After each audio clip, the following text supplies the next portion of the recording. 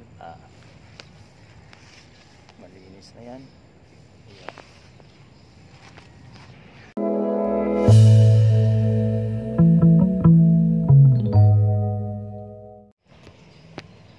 Alright mga tol,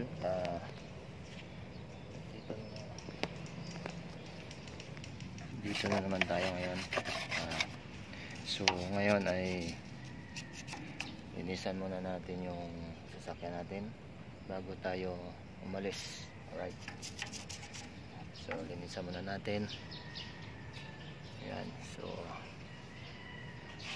syempre para maganda naman tignan. Ayan, kasi napakarami ng dumi. So bago tayo mamasada mga tol,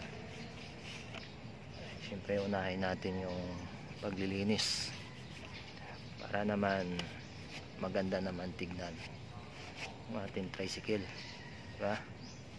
Right, so mga tol, kayo mga tol, bago kayo masada, okay, linisan nyo muna yung inyong mga tricycle.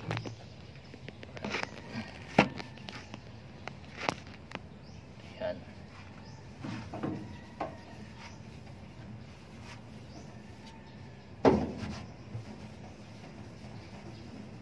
Ayan.